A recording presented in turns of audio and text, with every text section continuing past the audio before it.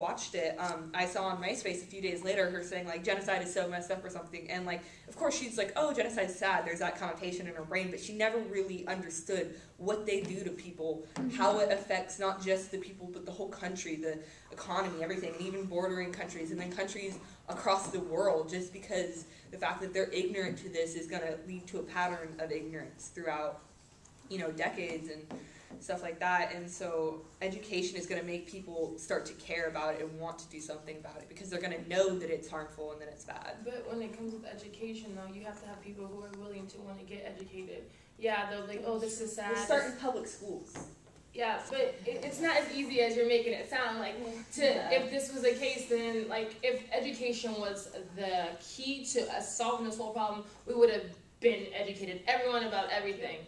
But it's much harder than it is. You really have to look at, like, who's going to be willing to get educated, and if they are educated, who's going to be willing to do something about it. And not only are they going to be willing to do something about it, but what government and what political parties are going to help us do something about it. That's so true. Education is key, but, you know, you have to have all these different factors that go into yeah, it to actually get the ship moving. It's not that simple. It's not that simple. Yeah. Well, I think what we can really champion here is that on a fundamental, individual level, everyone here has taken the initiative to learn about genocide. And we can ask people that we know and people who watch this video that if you're intrigued by this, if you're concerned by this, if you want to learn more, then do that on an individual level, because that's how we're going to get the ship moving, is a bunch of individuals do something, and then they start to get other people to do it, and there's a movement that starts. Yeah, there's something that Carl Wilkins said in his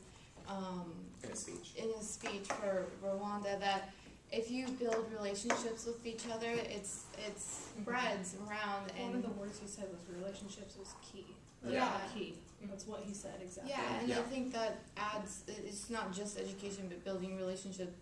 You're able to educate those people, and they're able to educate more people and more, and it just builds up. And not only educate, but build trust. Yeah, trust and rebuild the foundation that was there. Yeah, and it takes a little time too, you know. You can't just educate and expect things to happen tomorrow. Like, for a lot of things to get over with, like, you know, for us to get over slavery or just you know, mistreating everyone else, you know, you just have to get over that. Time is like your best friend when it comes to education, because it does take time for everyone to catch on, to learn, and to have new generations grow up in a new era to where that's not acceptable. And you're always going to have people who aren't going to want the education. Like you said, it took a long time for people to start accepting blacks as equals, you know, but you go to other places, and Vancouver is very special, I think, in the fact that I see very little racism around, but you go to other parts of the... We've talked about this before. Racism in Washington and Vancouver specifically, everywhere. In this region, is very covert. It's not right out. If you go down to the south, but we don't want So I was just saying, you know, still you're gonna find people who just hate black people, and they're black, they're horrible, they're stupid, they can't do anything. And so with education on genocide, 50 years from now, honestly, I don't think if you start educating now, something's going to happen in 10 years. I think it could take 50 plus years. But that's where you start. And you're still going to have people in 50 years who are going to be like, I don't care, it's not happening to me, it's not happening to anybody I know or anybody remotely close to me at all. And there's still always going to be people like that. But you have to start somewhere.